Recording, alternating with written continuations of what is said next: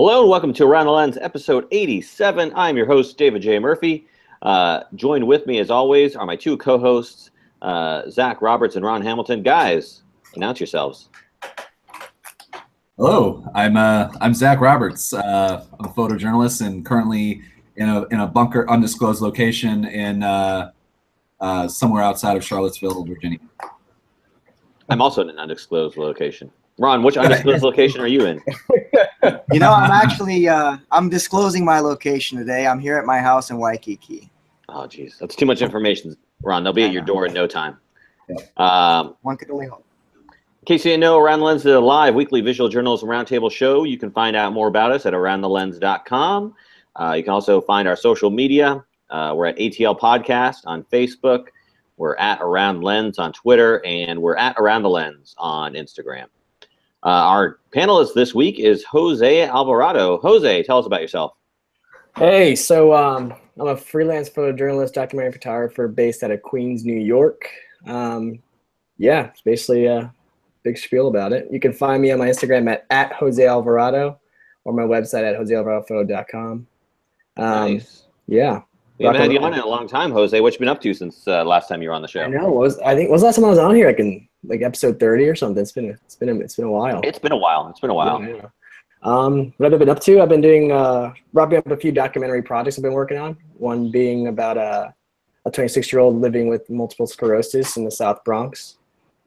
And one recently, my project right now is documenting a congressional candidate for the New York 14 as she runs against a fellow Democrat, Joseph Crowley.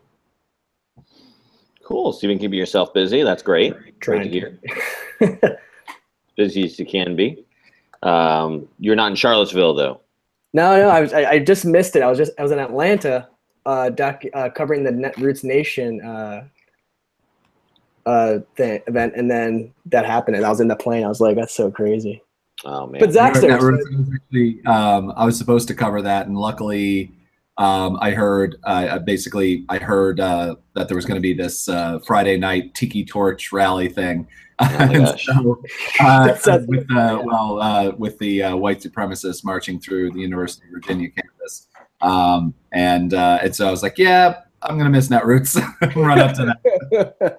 Well, I think it paid off for you, though, right, Zach? Yeah, it was the right move.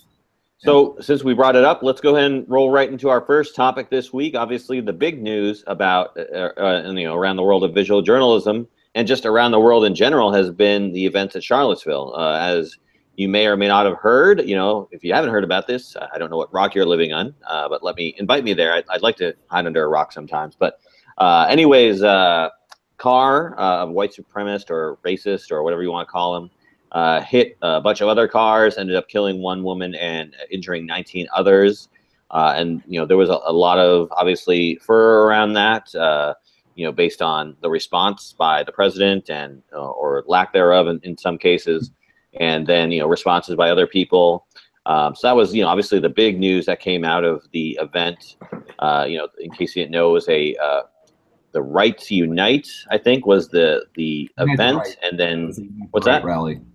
Unite the Right. It was okay. Called Unite the Right. So basically, bringing together all the fascists and white supremacists and KKK and just general bigots of the right wing together as one to stop the genocide against the white race. Right. Of course. Poor whites. Us poor whites. Yes, you know who has it the hardest? The white men. I tell you. Oh yeah. Well, it's super important. Yeah. But anyways, again, yeah, tragic event. Woman lost her life, and then Zach, you've actually been down there covering the event. You actually got some great imagery. One image that was going just almost as viral as the image that was of the actual event from the car hitting. I think we're going to talk about that picture in a minute, because I think it's a really striking photo, and I think one of those ones that is going to be when it comes time for the annual award ceremonies and everything, it's going to be that one that I think gets recognized. Excuse me. We'll talk about that in a minute, but obviously, since we have a unique opportunity, Zach, with you being in the area and you having a photograph that went pretty viral, I'd like to start with talking about your experience. So why don't you go ahead and tell us about how you got into this event and sort of what struck you to go down there, and then kind of talk to us about the story of the photo that kind of blew up. Yeah, so I remember like a couple months ago, there was a rally in Charleston as well, over this, supposedly at least, over this statue of General Lee, and a park called Lee Park that is now actually called Emancipation Park. Even though Google hasn't actually recognized that yet, it's still called Lee Park if you look on Google. But bunch of, like I said, for lack of a better term, white supremacists that thoroughly believe that there's a white genocide and a white cultural genocide going on in America, because I guess that there was a black president, for a half black president for 2 terms or something. I still haven't really gotten kind of a hold of how the logic behind it, but I suppose if I ever actually understood the logic behind it, then that'd be a problem upon itself. Went there. I was there Friday night. And there was a torch march, which, if you remember some of the iconic photos from the previous like a couple months ago, you saw these photos of all these white guys, usually in polo shirts and khakis, holding tiki torches, because I guess torches are too hard to make. Actual torches are too hard to make. You just have to go down to the Home Depot and buy them out.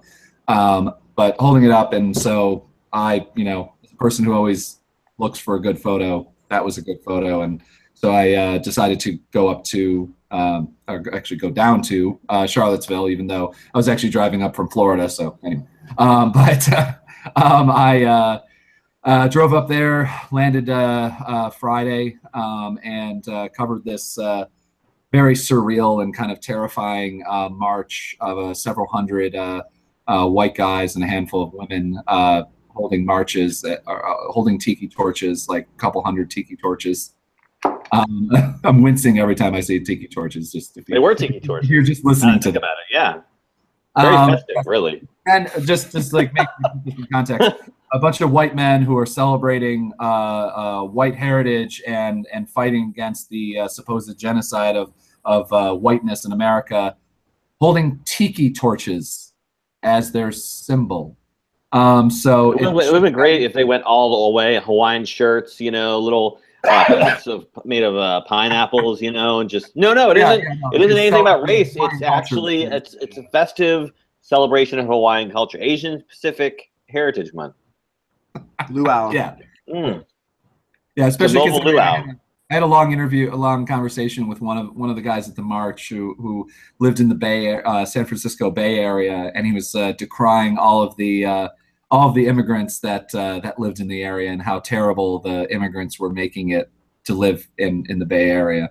So all the Asian immigrants specifically, he was complaining about them being in the area. So yeah, it's super, super fun. The level of irony cannot be charted on any sort of device that we have in existence today. I think that we're going to need to have science work on this. But yeah, so that was a kind of like just amazing. I mean, amazing imagery, terrifying, and there's a large reaction to the photos that I took on that. Washington Post and a whole bunch of other places picked those photos up with just the unbelievable, surreal nature of this happening in the year 2017 in America, even in Trumpian land. Yeah. The photo that I saw from the event that kind of went all over the place of that one guy who was screaming, who got doxxed, and everybody found out who he was. That isn't yours, was it?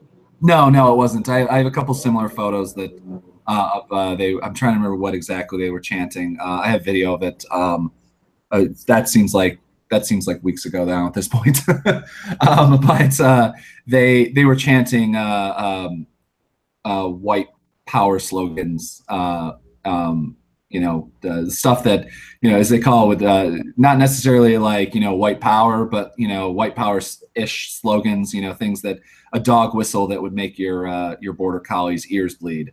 So So that was Friday night, and that went to about 10:30, and that was a surreal nature. That was just beyond surreal, and so the next day was the planned main event, which was the Unite the Right rally in the formerly known as Lee Park, now known as Emancipation Park, that has a massive statue of General Lee, a man who fought for the enslavement of Africans in America and the destruction of the United States.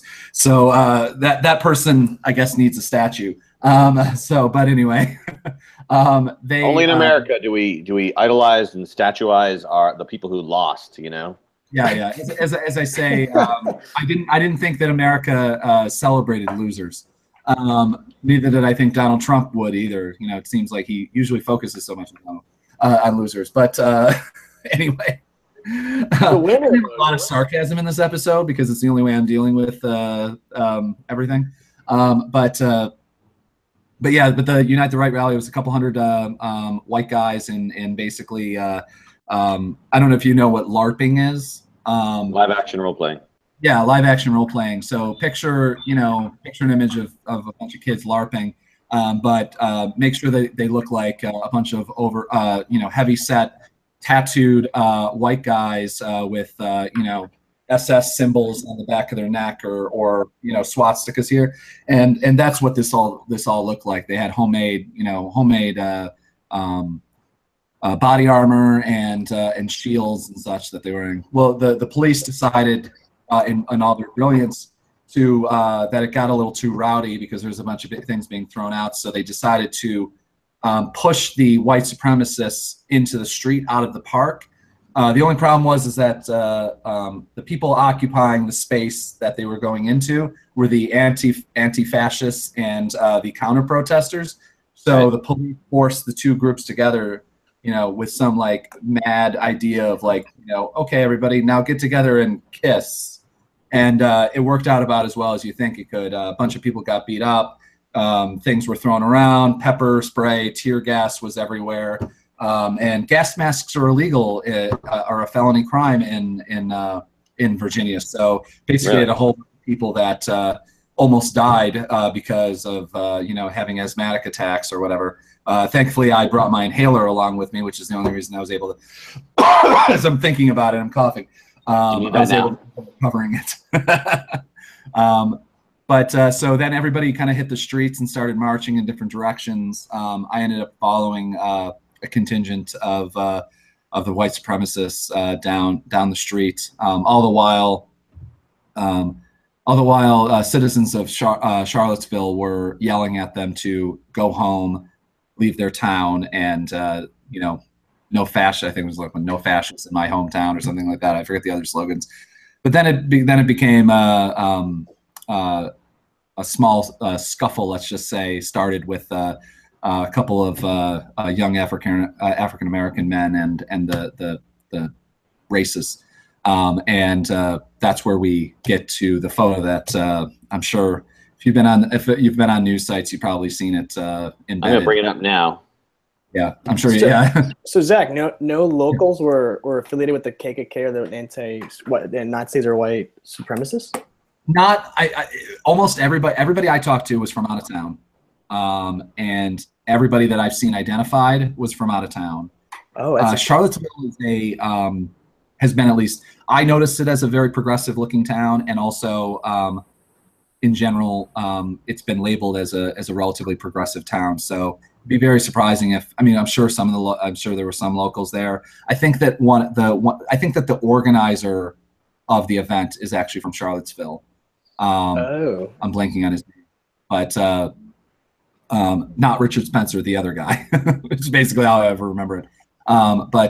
So he's basically the only guy that I know of that was actually from Charlottesville, but it was mostly almost all out of towners, including the man who committed, tried to commit mass murder and, only murdered one person.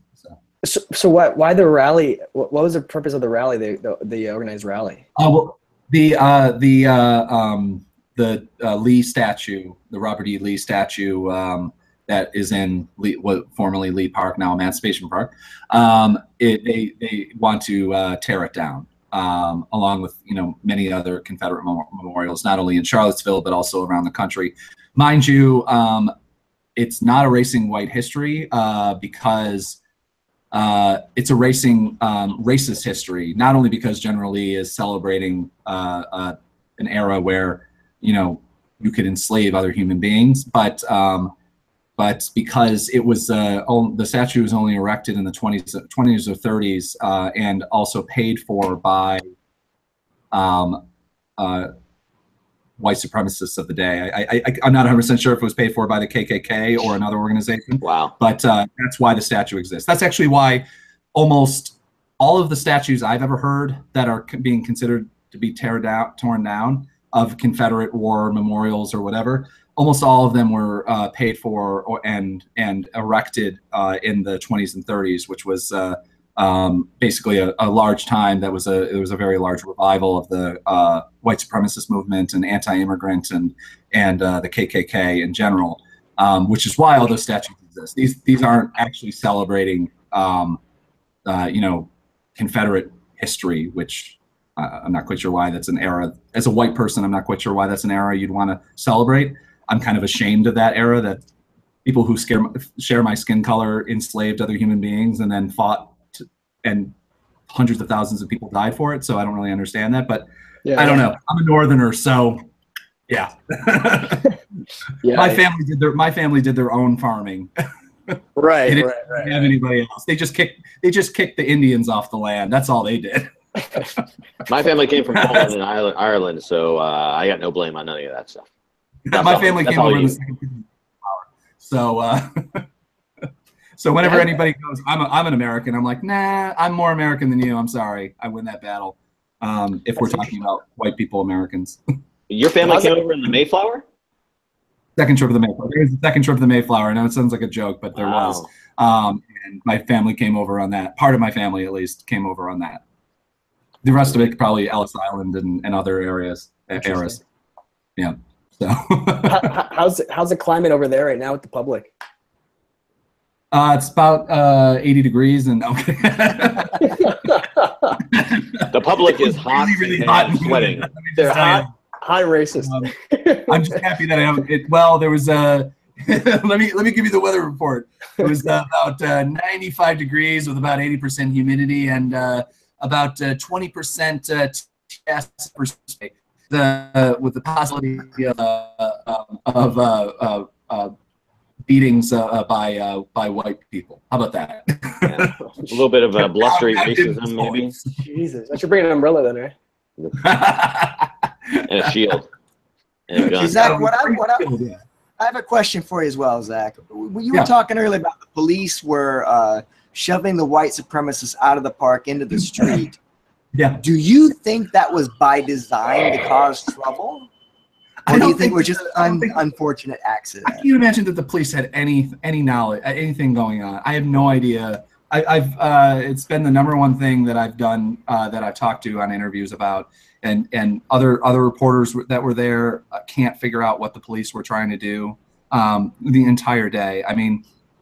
What the police did for the most part was there's basically, if you're familiar with the term, basically stand down order. It happens a lot where you get these stand down orders when things like Black Lives Matter is doing a protest and they're going to march up on the highway. A lot of times you have stand down orders. The logic behind it is basically allow the protesters to do their thing. They're going to keep moving, keep marching, and they won't sit down. They won't handcuff themselves to things and basically just get the thing over with. It's basically, and it's like we just cut the arm off to save the rest of the body. We'll just do this for the time being, and that's usually the logic. This, though, had no logic whatsoever because they literally not just allowed the terrible things to happen, but they basically literally pushed the people together. And often, even when they witness things, usually the stand down orders exist. And look, if you're just going to march down the middle of the street, it's okay. Even though we all know that's illegal, we're going to allow it. We're going to be okay with you beating the living crap out of a 22-year-old assistant assistant special ed teacher, which is the photograph that I took that you had up earlier. Zach, you mind if I bring that up? What's that? Mind if I bring that up? The photo? Yeah. Of course. Okay. Just want to make sure. What, bring up the photo or bring up the conversation? So. No. I mean, we can jump to that. Here, I'll bring it up. So, let's talk about this photo you shot, Zach. Yeah. Tell us the story about this photo. So yeah, we basically there was a run-in on the street, and we ran it, and I followed DeAndre Harris, who's the kid that's you can see laying on the floor there, and he was being chased by a bunch of white supremacists who shoved him, first hit him with the shields that they had him hit the parking arm of the parking lot that he was there, and he fell to the ground, fell unconscious, and then was beaten by 5 to 6 white men at differing on which 5 to 6 over about a minute with clubs and their feet and fists. Thankfully, his friends eventually came in and chased off the white supremacists, and then he was kind of scurried off into or moved off into a stairwell where he waited for the police response, which never came. One police officer came along and didn't do anything, and then he waited for the ambulance that also never came until like a half hour later. So he almost bled out and died throughout that time period, but no charges have been pressed by anyone. The police haven't taken any evidence, haven't taken interviews by anyone, myself or DeAndre. They haven't contacted him, so I guess it never happened, according to the Charlestonville Police Department. So anyway, right. Yeah. If only there was some kind of proof or some kind of evidence. Yeah. Only if there was some kind of proof, and if only it was made public by someone. I have, by the way, and I say this every time I've done an interview on this so far. I try to say if the police would like to contact me, if the FBI, who according to Donald Trump they've opened up a civil rights investigation into the incidents that have happened there. I'm happy to provide the photos. I'm happy to provide the raw photos and any other video or anything like that I might have. Also, I'm more than happy to provide testimony, which is not something I normally would ever do, but when you see something like this, so completely egregious, you kind of have to speak out. So again, I just want to make sure I understand the situation with regard to how you ended up in the position to take the photograph, and sort of like what led to the circumstances of the photograph. So you said was he like, what happened before this shot that kind of led to it? So him and a couple of his friends were marching alongside or walking alongside the white supremacist march, that the impromptu march that they were doing down one of the main streets in the town, and they were basically saying, "Go home, we don't want you here," and kind of yelling at them. And the white supremacists in turn were returning racial epithets and other things back to them. Eventually, some sort of scuffle happened, interaction between the two groups. I somehow managed to witness whatever started it. But what I did see is DeAndre,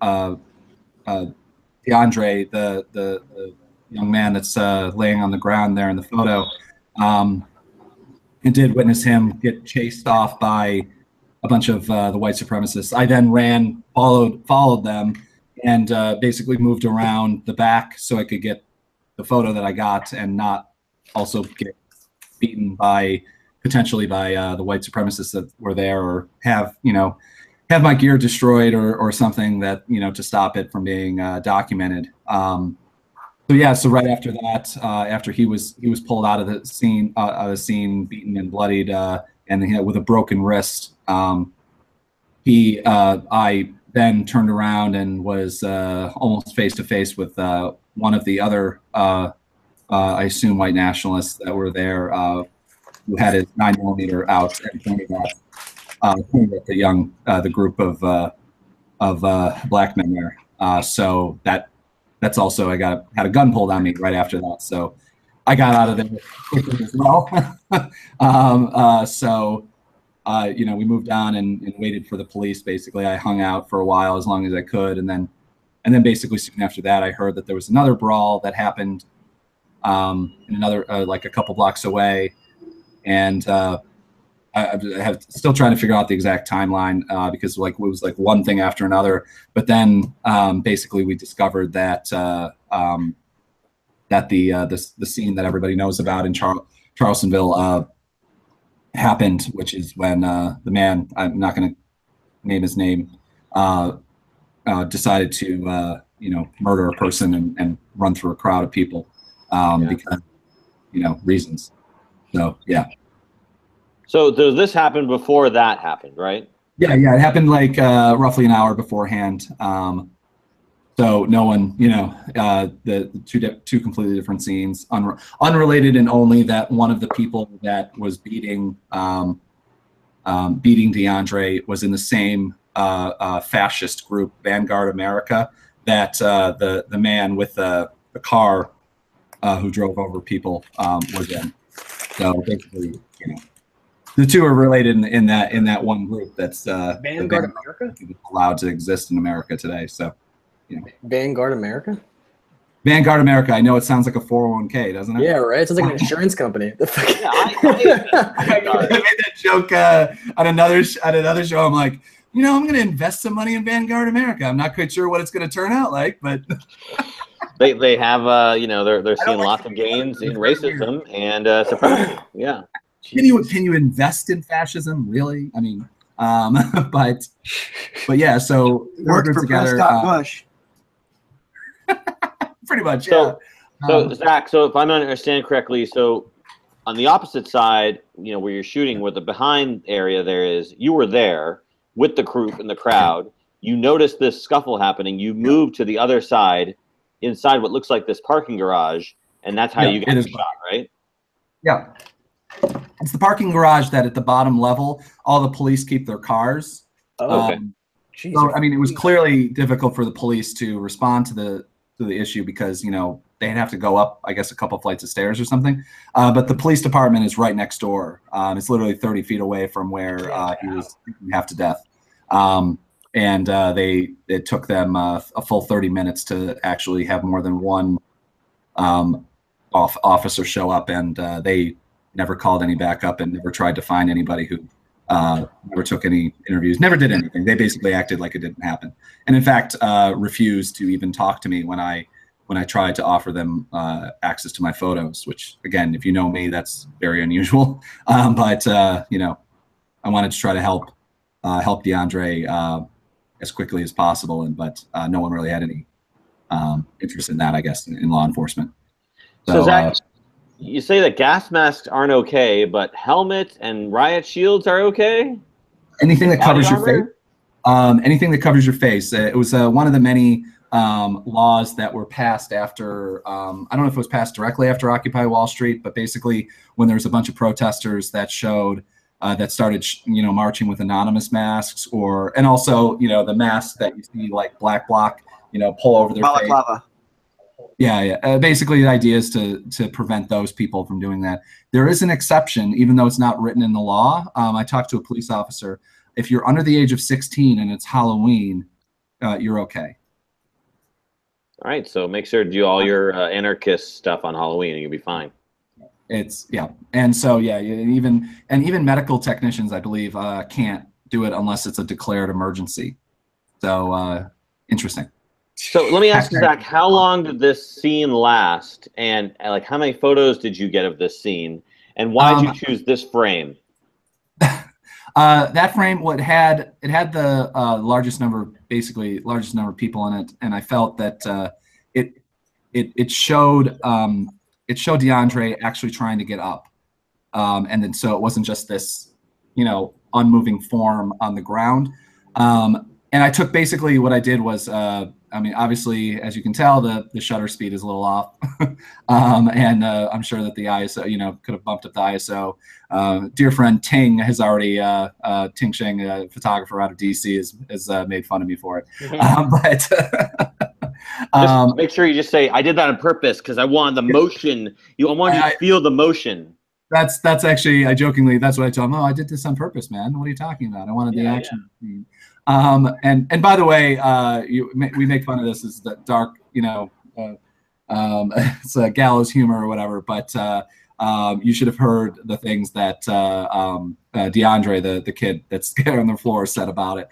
He laughed about it as well, as much as you can, when I'm surprised he doesn't have PTSD from the scene or whatever. I know there was a story in the Daily News where they interviewed a civil rights freedom rider from the 60s, and he compared this photo to one of the famous photos that was taken of him getting beaten then, and like that was one of the final things that like broke me, where I just usually I see a lot of things like this when in my work, and this is usually I don't have to deal with it because I'm just editing the photos and then moving on. There you go. Yeah, check that story out. The Daily News was it Charles Person. Yeah, I mean, obviously there's it's not similar completely in the photos. There's a lot of people have been taking the photo and then putting it next to any number of photos from the civil rights era, and unfortunately, the comparison works. Because it's different. So yeah. So you captured this shot, and then but none of the like you weren't like they see you take their photo, and do they come up to you? I mean, you said the 9mm guy, but nobody like. Thankfully, nobody said, like, you took my photo, how dare you, or anything like that, right? No, it's actually it's something interesting, because the guy with the 9mm also, the moment he noticed me taking his photo, he quickly put the gun away and then kind of skulked off. These as some of them call themselves Proud Boys, which is kind of a 4chan internet troll unaffiliated group of people that are vaguely white supremacists, but just kind of they're white supremacists, but they're also trolls in general. Like there are a lot of people that made like all the memes for Donald Trump, and they wear T-shirts like free helicopter rides with the reference to Allende's campaign of terror on anyone that disagreed with him during the 70s, where tens of thousands of people were thrown out of helicopters into the sea and disappeared from life and murdered. And they like to make jokes of this. They, in fact, one of the photos of at the Tiki Torch March, the lead organizer of the event was wearing a Bashar's helicopter rides T-shirt, which now that T-shirt has basically gone viral, and I guess it's selling out and selling well. But the reference is Bashar al-Assad, I guess doing the same thing, throwing people out of helicopters, because they find that funny. Because free speech, that's kind of that's part of the premise of this whole thing, is that people should be able to say what they want to say, and I guess basically have not have to pay for anything that they say. Unlike I guess DeAndre, who tried to say some things and paid dearly for it. So let me ask you: you shot the scene, you got the shot, and then what happened next? I mean, obviously you made a connection with this gentleman because you had to get his name and everything like that. I mean, what happened was that he was bloodied and he was not in any state to talk to me or talk to anything. I gave my card to one of his friends, but I think they weren't dealing with anything other than trying to get care for their friend. So eventually, basically, I went about the day, and obviously larger events happened. Went and covered the aftermath of the terrorist attack. That I'm at least calling it a terrorist attack because I have no other words for it. On the town where Heather was killed, and a dozen or so or other people were severely injured. I believe some people are still in the ICU as we speak. No, I think it's absolutely a terrorist attack, and I believe that's what the Justice Department is calling it. Yeah. And I think had this been a peace protester who decided to run their car into charged with second-degree homicide. So when he gets charged with federal crimes, then I'll believe that the Justice Department actually believes that it's a terrorist attack and not just a white guy that did something bad or something. But excuse me for being deeply cynical. But yeah, I went and photographed. After that, I photographed some of the people that were injured. And again, the police didn't actually provide any medical care for the people that were injured. All they seemed to be focused on was making sure that the media didn't get anywhere near the people that were lying on the ground bleeding. Right. But they did have their APC, their Bearcat out, and have a guy that was pointing maybe you guys know the correct term for it. It looks like a grenade launcher, but it's usually for like smoke bomb, for tear gas. M209. What's that? M209. Possibly. But basically, he had one of those, and he was pointing it at the crowd the entire time, mostly journalists, and also pointing at pointing it at the victims as well, because I guess that they were potentially a danger. And so Virginia's open carry, right? Yes, Virginia's open carry. Yeah, clearly, because I also, by the way, told the police officers that I had a gun pointed at me, and they also had no interest in dealing with it. They didn't care. In fact, they didn't even respond to me when I spoke to them. That's the level of excellent police care that we have.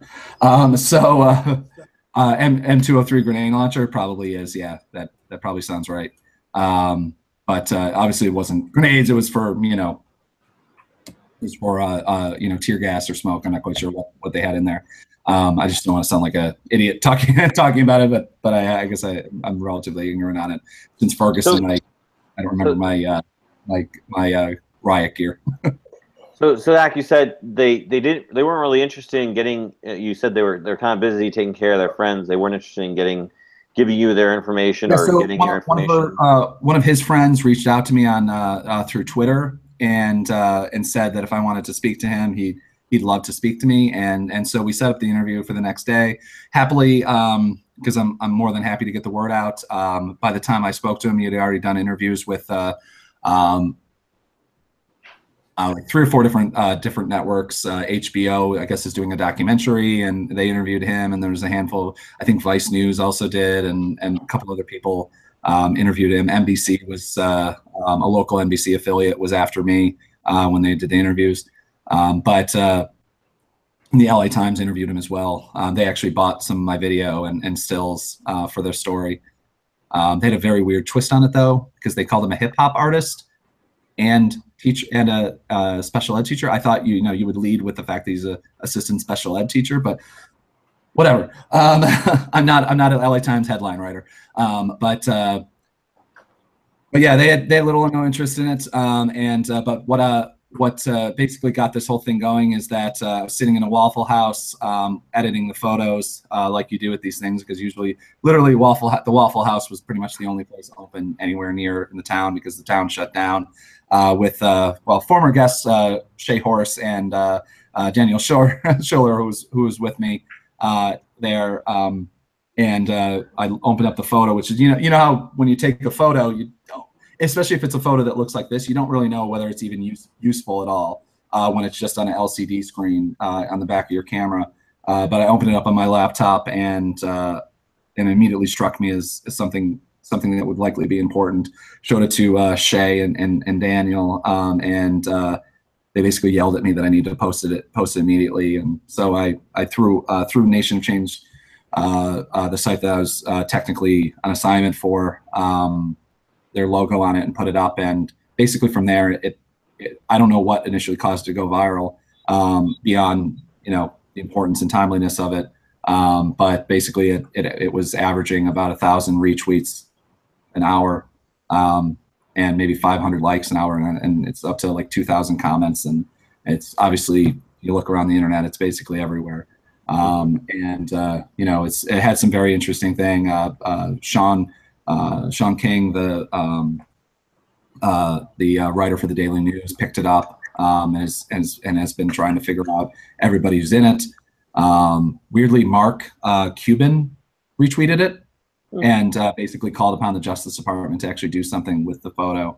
But yeah, it's been absolutely incredible. I mean, I'm thank God I put it up at the right moment and it caught, because it's raised enough money for DeAndre to actually get pay for his medical care that he incurred, because it was quite extensive, and probably a heck of a lot more so, because I know he was over $100,000 the last time I saw. And they started GoFundMe or something? Yeah, he started a GoFundMe. Yeah. Oh, okay.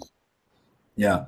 Basically, there's 3 different GoFundMes right now for Charlottesville, and there's one for DeAndre, one for in kind of a memorial of Heather. I feel bad, I forgot Heather's last name, the woman who was murdered, and then just a general one that's been started up because of it wasn't just those 2 people that were severely injured, and even just not even including the 20 or so people that were hurt during the terrorist attack. But I mean, just the scene I caught happened other places, but I was there with a camera taking photos, and luckily I had the right settings enough to actually get images that were usable. But yeah, you just put it on P. That way you know it's perfect. No, green square, all the way. Oh my God! I mean, the thing is that you know, I think that the photo speaks wider that it's like this. I find so often that the photos that go viral in scenes like this are not cell phone photos, or are not professionally taken photos, but like cell phone photos. What I do find surprising is kind of a media take on it is that there's video of this, a lot of this scene, and that has not gone viral at all. Your scene or the other scene? Of the scene that I photographed. My photograph, though, has gone, completely and totally viral. It's everywhere on the planet, and basically every single major publication except for the New York Times has either requested it or embedded it. Weirdly, the Times is the only place that literally I don't think has anything about DeAndre whatsoever. But I mean, MSNBC hasn't done anything weirdly about it too, as far as I know. But it's been interesting who has reached out about the photo, and but yeah, so it's been an interesting couple days. Have you ever had an experience like this where a photo is taken off as much as this has? Not in any way, shape, and form. I mean, obviously, the last 2 times that I covered, you think about even Ferguson, and you think about Occupy Wall Street, were the 2 like really big scenes where things went viral for photographers, and Occupy Wall Street was just kind of too early for things to severely go viral. Twitter wasn't really working that way as much, at least in my experience. And then Ferguson, it was just, there was 10,000 photographers there, and I can think of like 3 photos that went, viral in that way. And I mean, those were by professional photographers that had, or that had a newspaper backing them and everything. So it's interesting. But I want to talk a little bit about the effects this photo has had on you and your life, and sort of, your experiences working with all these different agencies selling it. But I do want to quickly touch on the other photo that has been very well established, is iconic from this event. Of course, the other photograph here, I'm going to bring it up in a second here. So this photo, again by Ryan Kelly. Can you first tell me, so you weren't near this scene when it happened, you came there on the scene, and do you know Ryan Kelly by chance? Did you see this guy out there when he No, I don't. I don't know. I mean, I'm sure I saw him out there, but I couldn't name him.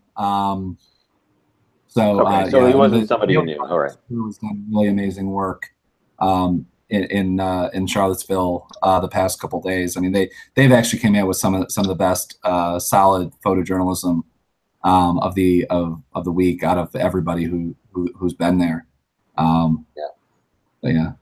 So it's like his last week, right? Like I'm so far behind on actual news that happened there because I've just been dealing with all of this. But I believe this is his last week working at the newspaper. He's going to work a PR job or something. Go out strong, I guess. Yeah, no, I mean, go out with, you know, basically probably end up being the photo of the year. I mean, I always have to say, I always preface, I hope it's the photo of the year because it means that there'd probably something else happen if it's not, you know.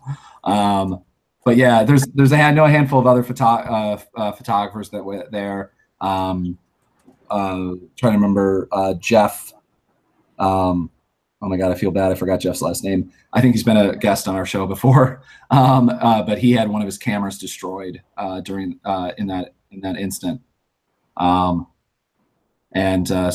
I mean, there's probably going to be a lot more coverage coming out of it, but I don't believe that you can. This image is just, it's everything. It's just, yeah. So let me ask Jose, Ron, what do you guys think of this image and also the image that Zach shot? Ron, you want to go first? That's okay. You're the guest. You go for it. All right. I think Zach's one plays an important part in what our duty as visual journalists is to do and is document important events like that. I think it's great to hear that the still image is still an impactful medium and is not losing any ground to video. At the same time, the second image that we're talking about with the aftermath from the car, I mean, that's a powerful image, a strong image.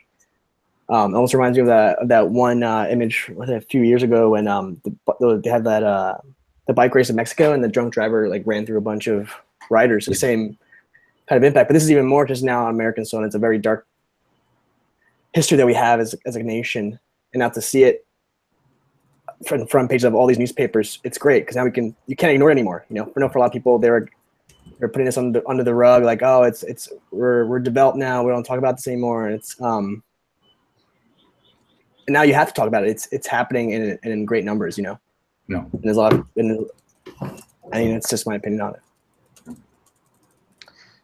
Ron? Yes, ditto. You know, I'm Rush Limbaugh fan. So we do have two excellent examples here of the scene. One is more technically perfect than the other. However, they both tell the story of what was going on, and like Jose was saying, it just reinforces the fact, the belief that the still image is so impactful. We've seen the video of the car crashing through, but when you have a still image like this with the bodies flying, just it's frozen in time like this, so you can really scrutinize everything, every detail. This is what matters to me. This is what I enjoy. Still imagery, and along with Zach's, you can say, well, Zach's is too heavily backlit, or you know, you can see the pole swinging, but I do think it does show the motion. It shows that he is beating the pole, not just standing there holding the pole. So I think it's an excellent photograph as well, even though maybe not as technically correct, quote unquote. It still shows the scene. It still tells the story, and that's what we want to do as photojournalists, is tell the story through visual means, and Zach did an excellent job at that. I also want to add, I think also to piggyback on your statements about still imagery, the fact that when it's still, you can see all the juxtapositions that are occurring within the image, you know, with the signs of love, and at the same time, all this of such an angry filled action of just running people over. Yeah. It's just, that's more, I think it's more, it just speaks more volumes than the actual video, because the video is something you take it in and that's it, you know. Right. The video, it's over and done with. You see it, it's over, boom. But the image you can actually scrutinize. Exactly. And I don't know if you guys saw that one that was going viral too. There's that one of the African American police officer standing in front of the gate while they're rallying behind him. That was actually from I believe it was from the last event, the last time this happened. Oh, and really? Kind of a research, which is, you know, again, the important, I mean, to me, it's really, you know, one of the importance of still photography. They have a life to them, and that exactly. You know, obviously with fake news and like that can be reused in the wrong way, but they can, you know, images, especially since, you know, everybody doesn't have, you know, 4G, you know, perfect cell phone signal. You can load like a low quality, you know, image like that, and and still be able to view the scene without actually having to watch a video, or and also there's kind of a real horror level of video that is different than still. I think you can experience a still image without actually being kind of horrified by the bodies flying, like when you watch that video. Like I can't. They keep playing it on CNN all day, and I just ended up just changing the station for a while, because it's like there's only so many times I can see that on loop. Yeah, of course. Yeah. Yeah, I think, these two photos specifically kind of go towards the idea that, a well-composed, striking, powerful still image is still going to be a lot more easily shareable. I mean, the image itself, an image, is a lot more easily shareable than, a GIF or a video or anything is. And I think that ease of shareability make it, even this age of everybody has a cell phone that can, do everything. I think that, and when they're striking high quality, well done imagery by professionals, and they showcase a real emotion, a real event, that's going to always, win out even over, video that's usually shot from a cell phone, and very, it all amounts to what you have. If you weren't there, if all we had was crappy cell phone video of these events happening, then that would be it. More than likely people would just take still frames from those, crappy cell phone videos. But because we have this striking, well done, well composed professional imagery, that's what is winning the day with regard to being the thing that we think about. Yeah. So I agree. I think there's still a place for it. There's a reason behind it, and it's still valuable to people. Now, speaking of value, Zach, talk to us about how you sold essentially this image and all the experiences you had for all the major media companies who apparently, want the image for free, even though they don't understand the cost that goes into it.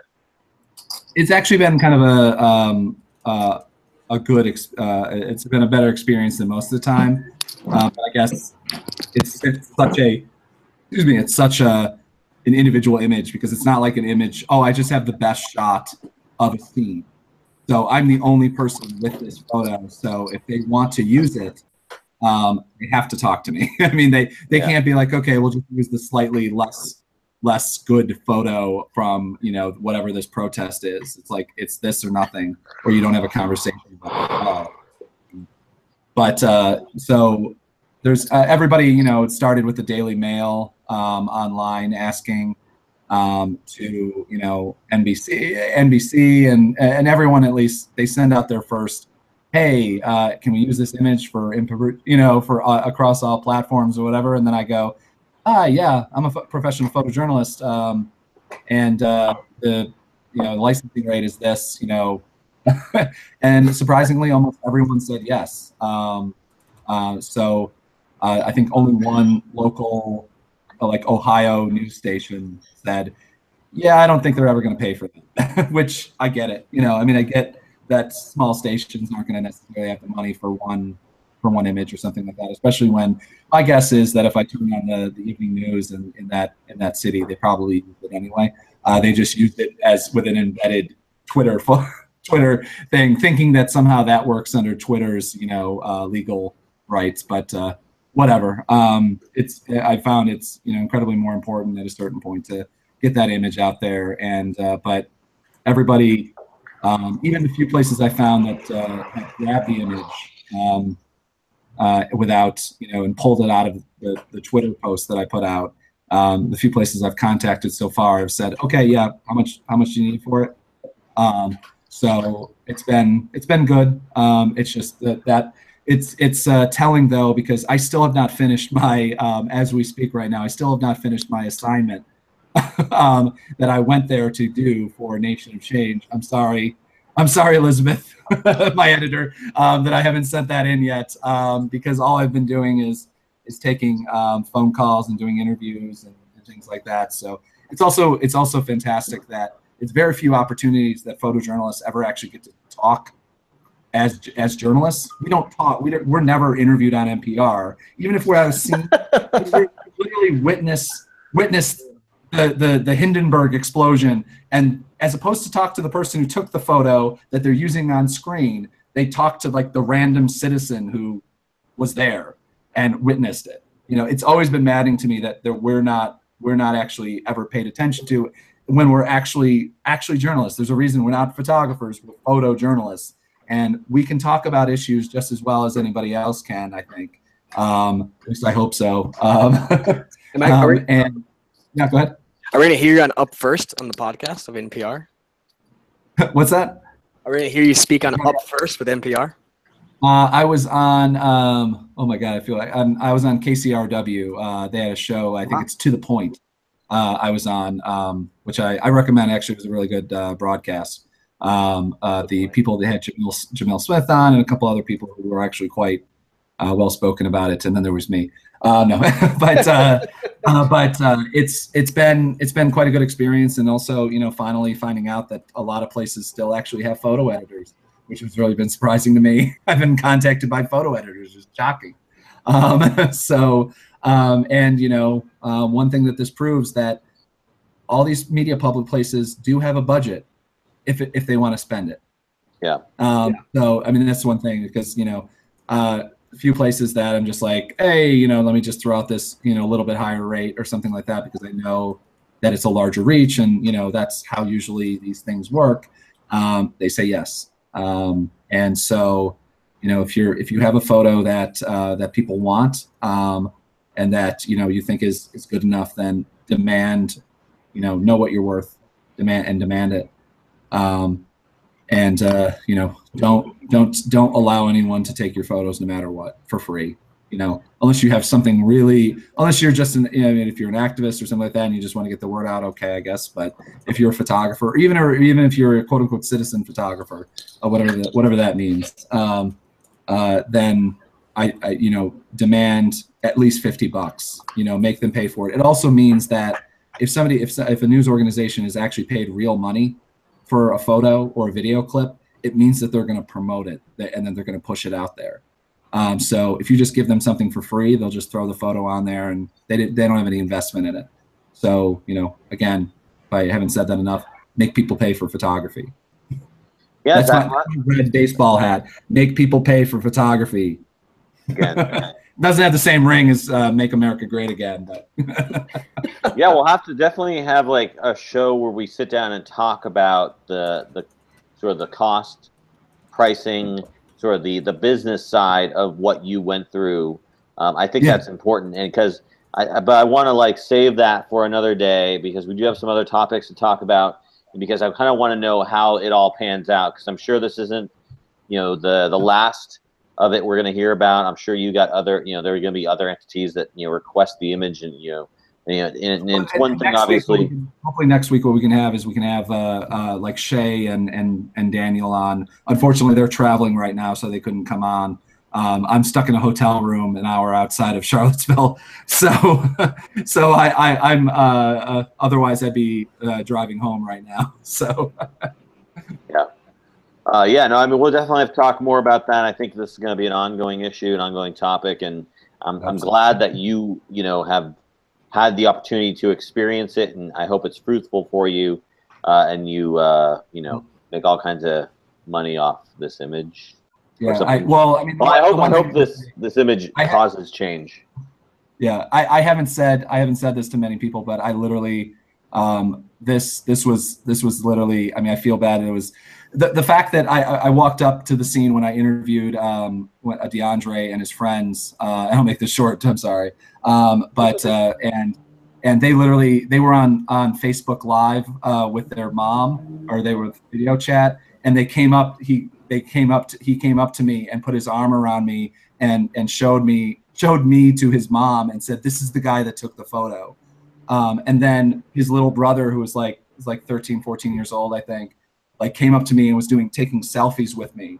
Wow. And then went on Facebook Live and was like, "Here's my man," and like put his arm around me and like literally like, this is weird. I mean, because so many times I photographed, you know, I don't like calling people victims, but victims of crimes, and they don't want anything to do with you because you're a bad memory. You documented one of the worst moments in their lives. But DeAndre, who's an incredible person, an incredible. This couldn't have happened to a better person for this, because he has taken this up and really been speaking out about it and doing amazing interviews, and he kind of gets why he is important to what happened in Charlottesville this weekend. You know, he was just incredibly happy, and he also said, you know, it's like he hopes that I make money from it and hopes that I do well from it. So it's like I don't feel bad about doing this at all, because again, like I said, people spend money on the photos. They're going to promote it. They're going to get the word out about it. They're not going to just let it sit around somewhere. And I want people. It's still more important for people to see this photo than it is for me to get a paycheck from it. But on the other hand, I literally was driving home. This was the last event that I was going to cover as a photojournalist for a very long time. I was literally going home to sign up as a Lyft driver and start driving Lyft at home and start like going back to research and doing other things. So this has really been a life-changing thing for me. And the fact that it just went viral and is, you know, fantastic for the moment and the movement that's going to hopefully come out of Charlottesville. But yeah, so thank goodness, I guess, hopefully this will continue, and hopefully mean more work, and I get to do, you know, what I try to do and have been basically just putting on my credit cards for the last couple months. so yeah. That's great. Yeah, I hope that this is something that leads to something else. I mean, that's the biggest thing, is because we can talk about this one thing and it can be great and you can make money from it, but, you know, hopefully it opens doors for you, and, you know, something else happens. You know, I think that's the most important thing that can come out of it. Besides, obviously, just hopefully being a force for change, you know, within the country. So, but I think you've definitely done something that's going to make your mark, man. Leave your mark on this whole thing, you know, that we call a career, I guess. Career? Well, I think you know, you're like regular money, I believe. Well, I think, you know, no matter what, no matter what, you've achieved something that many of us strive to achieve or hope that our imagery can achieve, or that we work for, you know, and it happens to very few of us. But, you know, I think this is definitely one of those times, you know, it's happened to you. So congratulations on, you know, getting, I think, what's going to be an image that's going to, you know, last for a long time and be, you know, indicative of this movement and this cause. And hopefully, again, like I said, you know, beyond the immediate lucrative gain, it leads you to something else. So yeah, man. That's awesome. Yeah. Now we all have to step up. Ron, Jose, we got to step up. All right, we gotta go out there and get some. Next protest in Hawaii, I'm there. Share those contacts. Yeah, hey, Ron, I got a great idea. Okay, erect a Robert E. Lee statue somewhere in Hawaii, and then how about tell everybody you're gonna tear it down. Or, and you will get all the white nationalists coming to Hawaii, the rich ones who can afford to fly over there. It'll be great. Yeah, I don't think there's that many places they're gonna pay anybody the flights and the day rate to go fly off to Hawaii for any reason other than maybe if you guys get like a really big earthquake or something like that. I'm sorry. Well, let's move on to our other two topics. We're going to cover them pretty quickly because we're running long here. But again, excellent conversation, and do want to talk to you more in detail about all this stuff. When it's more calmed down a little bit. Like I said, next week we'll probably continue this conversation, talk to Zach more about, you know, the ins and outs and the background of how he got paid and how he will hopefully get paid, you know, for the imagery and what kind of that process looks like. But you know, one of the topics we had for our main topic this evening was about portraiture, and this was actually, you know, spurred from Zach. So let's see if we can shift gears to something a little bit less important, I guess, in the whole scheme of things. But you know, Zach, what's your argument against portraiture as literally, first off, like, can anyone else speak? But literally, like, oh sure, everybody who's potentially watching this or listening to this goes, oh, thank goodness for Zach. And then now I'm going to talk about a topic that's going to make everyone freaking hate me. Yeah, that's right. Let's call that goodwill go out the window.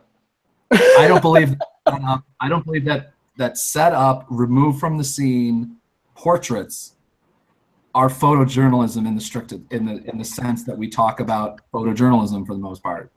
It's editorial photography at best. But if you take if you're covering a protest and you take a person and go, hey, come over here and into like a lighting tent, yeah, you're Avedon and that's great. But it's not photojournalism. You're not covering the scene as it is.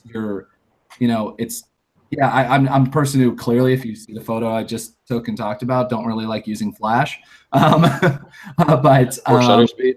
Read between the lines, man. Read between the lines. Yeah, because all of Robert Frank's photos were crystal sharp. But let's not talk about the technical differences and the situations that he was. Also, the fact that he faked a lot of his photos. But anyway, but basically, my argument is that it's not photojournalism, and I'm seeing a large movement in a lot of coverage for of places that actually buy photography or pay for original photojournalism. Is that that's this push towards, no, let's just make really nice portraits of people at, and I'm sorry because if you're listening, you know who you're talking about, my good friend. If you're covering even a comic book convention and you pull people out of the scene and take their portraits, that's great. It's portraits. You do portraits from Comic-Con of people's costumes. It's not photojournalism though. It's portrait photography. Or it's editorial photography or something. To me, it's even an argument. Maybe there just needs to be a subset. It's it's street. There's a diagram. It's like portrait photography is editorial. Portrait photography is here. Photojournalism is the big circle, and then there's on the left-hand side things like street photography and other and other kind of things that are kind of photojournalism, but not actual photojournalism. And I don't know if that all makes sense. Basically, that's my short version of my argument that that portrait photography doesn't really include, isn't really included in the kind of the real scheme of the way that we think we talk about photojournalism, at least. Ron, what do you think of Zach's argument, and why is he wrong? That doesn't sound like a loaded question at all. I'm with Zach 100%. I agree, but I also do remember my days at the paper when they would send me, say, Ron, go get Frank's hot dog stand, get a picture of Frank in front of a hot dog stand, and there it is. The grip and grin, Right? Yeah, exactly. Yeah. I mean, so I don't know a single photos all the time. Like doing the grip and grin. Right. I don't know anybody who likes doing that. Yeah, I didn't call it photojournalism. I called it a photograph that they published in the paper. Yeah. But yeah. Jose, why are both Ron and Zach wrong? I mean, and we're talking in the purest sense of like photojournalism is my opinion on it. Is yeah, you're not supposed to alter the scene at all. You're supposed to document it for what it is. But I think taking portraits of subjects that you're documenting, which I would call documentary photography, and you're spending a long time investing to learn a specific subculture, culture, or to put into light like a thing like domestic abuse of a family, or like people with leukemia and how a specific family affects them, and that when it comes to stories that are more heartfelt like that, and it's not so much of like documenting this event happening at this point, then I do think that portraits are needed, just because the viewer needs to feel a specific emotional attachment to the subjects being documented. But in terms of like photojournalism, I think they're both right. It shouldn't be posed. It should be strictly what you see, and so you get the photograph. Yeah. That's the duty of it. You can't be altering things, because then it becomes a biased story. Okay, Dave. Why is everyone else on the panel wrong and you're right? Let me explain why you're all wrong. So, photojournalism has. I apologize. I'm going to have to be a dick, and I have to take this phone call right now. 1 second, I'll be. No, yeah, absolutely. Let me. I'll talk for a few minutes here. So again, we're talking about photojournalism, right? Photojournalism encompasses many different aspects of the documentation of, photographies for journalistic activity. One of those activities is the portrait, specifically, and there's portraits that aren't staged, which, you just happen to be at a place and you get a great shot of somebody. Maybe they turn your head towards you or look in your general direction. You get a great shot of them. That is a completely in the moment, raw, unedited, unguided photo of them, and it's as pure as photojournalism as can be. Although if they are looking at you, and they have the reason they're looking at you is because they've caught your attention, you've caught their attention. Whether then you are affecting the scene. Then it becomes less pure in terms of its photojournalism. And you have to take that into account. It's in the same vein as if you're shooting a subject and they're reacting to you. They're laughing because you're there and you're taking their photograph, and they're smiling and you're getting this happy, great moment, but it's only because of you. You are now affecting the scene, and therefore it takes away from whatever photojournalistic activity you're doing. But when you are pulling someone out to stage a photo in what I consider, in most cases, either a personality portrait or an environmental personality portrait, that's a different subset of photojournalism. It's still photojournalism because you're not doing anything that isn't in keeping with the person you're photographing. You're just trying to help tell a story in one shot. If you find a doll maker and he's got a great, you get a shot of him in his doll making shop. If you got an iron worker, you get a shot of him in his iron working shop. And again, that's a posed shot, usually with lighting and everything, and in their scene, and it's a staged photo, yes, but it's not like it's not the purest form of photojournalism, but it's still a subset of photojournalism that I think the viewer knows what they're looking at. In those instances, you're not lying to the viewer. You're not saying that this isn't true of them. You're not taking a steel worker and putting them into an office environment and saying, Joe the steel worker works in a cubicle in an office building. You're not lying to them. You're just trying to help present a story, and you're doing that through the art of personality portraiture. And so I would disagree with the idea that those type of photos aren't photojournalism.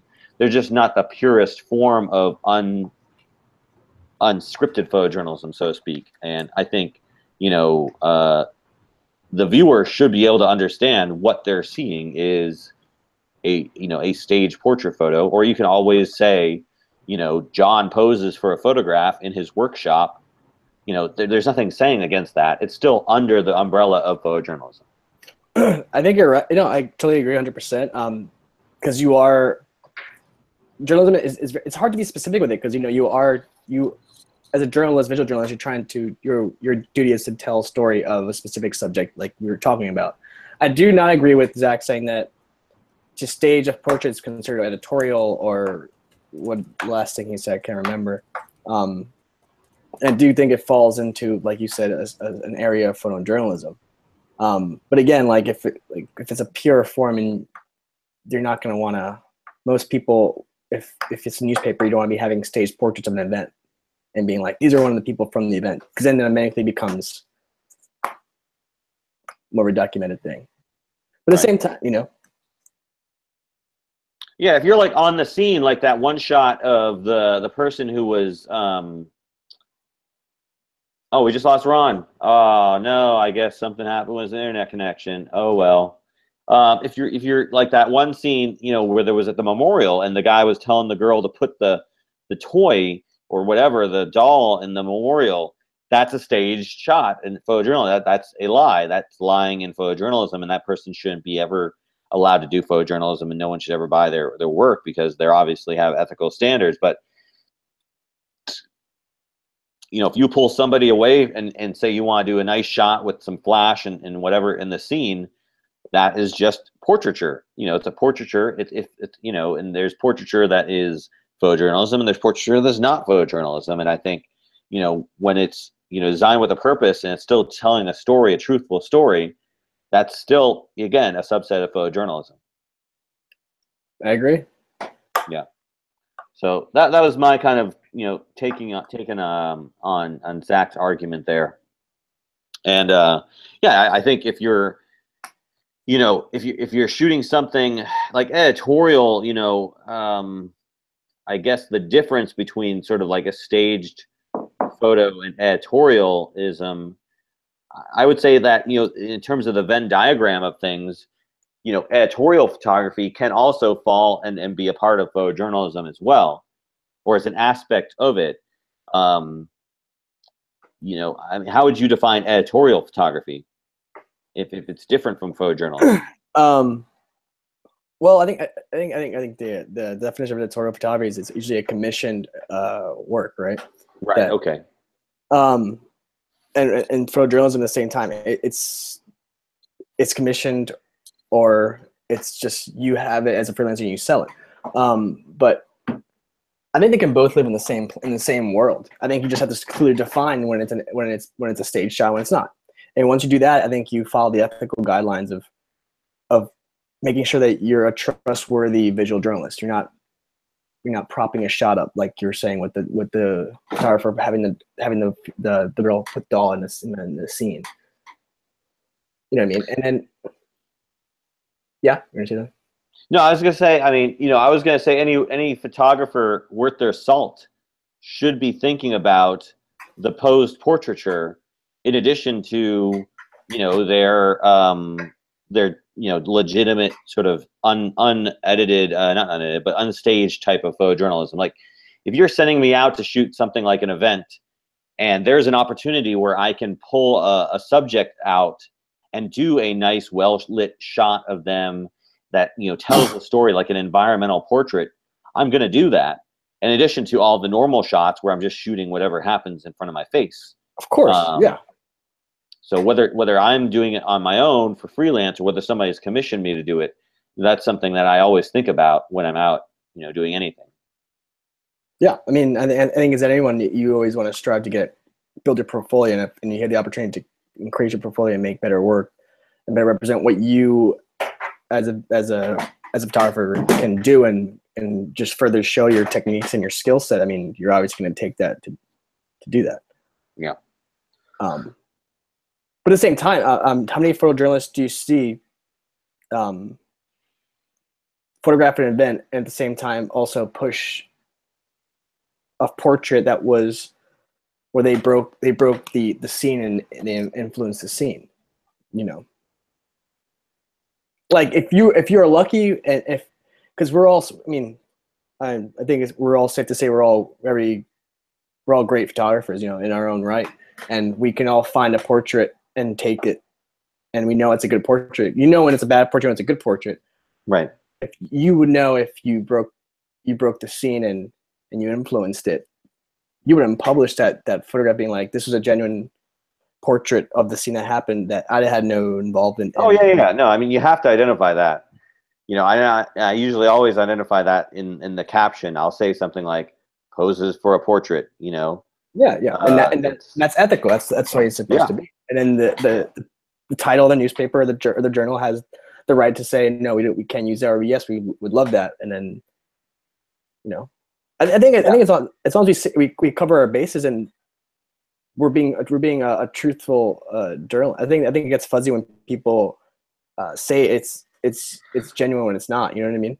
Right. Yeah. If you try and claim some awesome, well-lit portrait is something that just happened in the moment, and it isn't, then yeah, you're there. You go. Your photojournalism license is going to be taken from you, revoked. So. Yeah, exactly. All right. Well, let's go and move on to our last topic because we're getting along, and hopefully Zach will come in before we end the show, and we can ask him about this camera because, of course, he loves the Nikons. Every time we talk about cameras, and I mention my camera, which I won't say the name. This will be the first episode I don't mention my camera. But, you know, whenever we talk about that, it all sensor size and everything. So let's go ahead and talk about our last topic very quickly this evening so we can end the show. It's the Nikon D850. So some specs leaked about it. And I'm going to throw over to the spec sheet here. So some specs leaked about this camera. And it looks like a pretty decent, you know, Nikon camera. It looks like every other Nikon camera I've ever seen, honestly. But it looks like a, you know, from... Is that a red band? What's that? Is the red band on the camera? Yes. I think so. It's a Nikon. I guess it's a Nikon or Yeah. So let's talk about some of the specs of this camera, and then we can talk about, if we care. So we got a 45 megapixel sensor, full frame, FX full frame. Is it FX full frame? I thought FX. I think, I thought it was. It's camera down there. Well, anyways, full frame, so Zach will be happy about that. 108,000 RGB sensor, okay. Same as the D5. I think that's pretty awesome. I've used the D4 and D4S, and the D5. I mean, if you get a camera the same as D5 in the sensor size or sensor type, that's a big deal. Especially when you talk about something that could potentially be thousands of dollars less. Native ISO range, so really good high ISO, typical of the Canon cameras. That's nice to see. 153-point autofocus system, center point autofocus, 8K time lapse shooting. We talked a little bit about this when we mentioned the story last week, I believe, and we talked about 8K time lapse. And what does that mean? Is that like an 8K movie?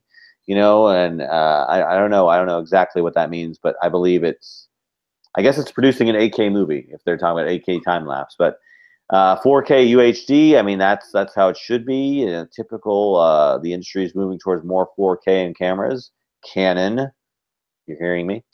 51 photo buffer, that's good to see. 3.2-inch LCD. Tilting. And, one of the reasons I like the camera is because it pops out and it turns around and you can see it. And you can do selfie shots and all that stuff. It's also nice for like when you get that like high reacher, if you want to get a little higher than what you are.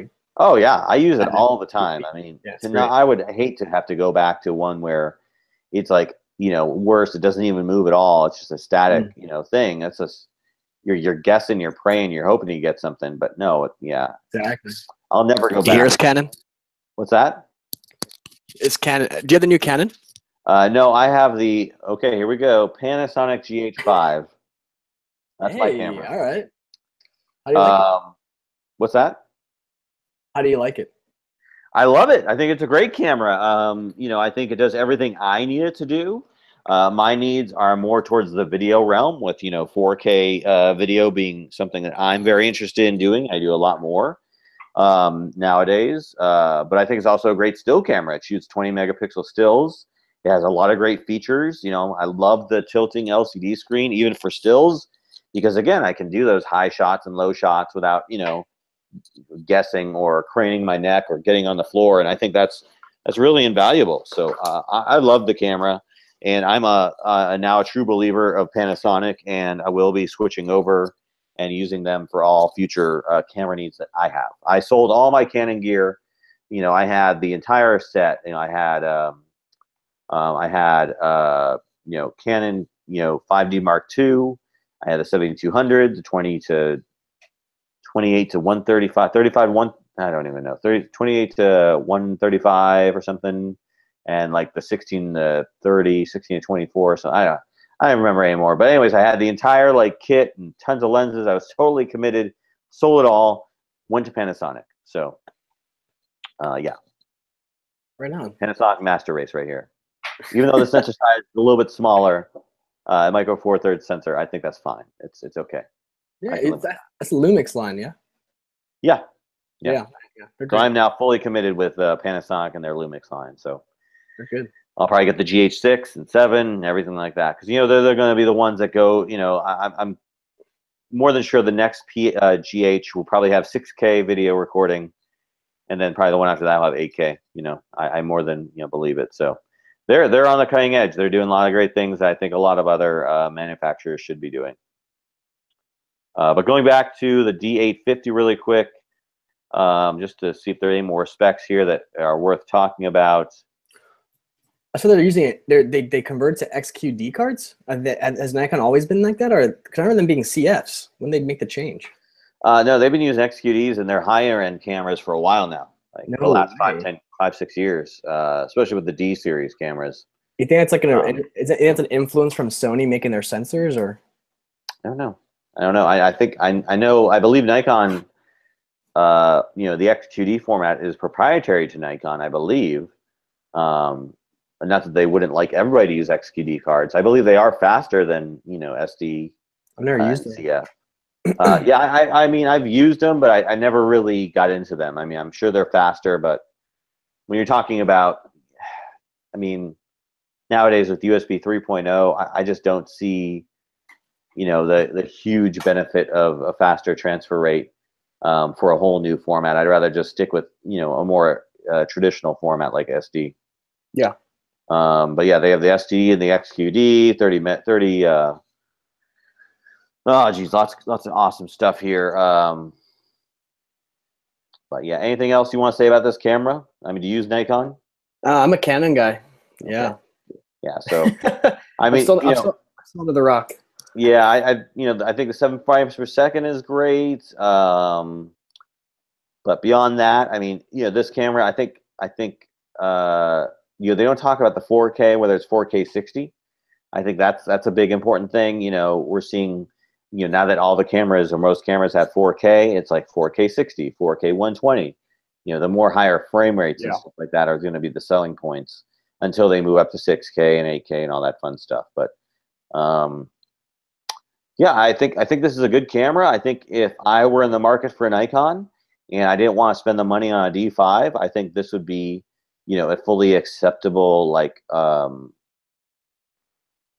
you know, replacement for that, or substitute for that. You know, I think, and that's the thing. I think this could potentially eat into their market share, you know, for the D5. Why am I going to get a D5 when I get a camera that's pretty? What's the price point? I don't think they announced the price point. That's one thing that didn't leak from this. It looks like. Let me see here. Yeah, I mean, people have guessed around $4,000, which is still, you know, thousands of dollars cheaper than the D5. Yeah. So, you know, they're mounting. You know, their Nikon mount. What's that? And I said, and also one of my favorite selling points. I mean, for me, would ever get a Nikon is the fact that their mount. Their mount hasn't changed. You know. Right. Yeah. So I mean, if you've got a Nikon glass, you can just roll right into this camera. It's amazing. So yeah, I think this is all in the right direction for Nikon, and I think Canon could probably take a few pages out of their playbook. Hear us, Canon? What's that? You hear us, Canon? Yeah, I know, right? They don't hear us. No, they don't hear. They're not watching. But no, I'm happy to see this camera. So we'll see where it goes from here. I'm sure they'll come out with the official announcement and the price soon, and then we'll probably have another story talking about that. But anyways, that's going to be our show for this evening. I don't know if Zach is going to come back before the end of the show, but definitely enjoyed talking to him about all the fun stuff he took part in Charlottesville, or not fun stuff actually, as it turned out. Jose, you mentioned your website. Would you please plug that again before we close out? All right, so yeah, you can find me on Instagram at Jose Alvarado, and my website is josealvaradophoto.com. Awesome. Well, thank you so much for visiting us this week on the show. Had a great time talking to you. Again, thank you all for watching tonight's show or listening to tonight's show. We really appreciate it. Again, please follow us on all the social networks. Visit aroundthelens.com for again, links to everything we mentioned tonight, and also how to find us on social media, and also our archive of previously published episodes. Anyways, for Around the Lens, episode 87, my name has been David J. Murphy, and we are out.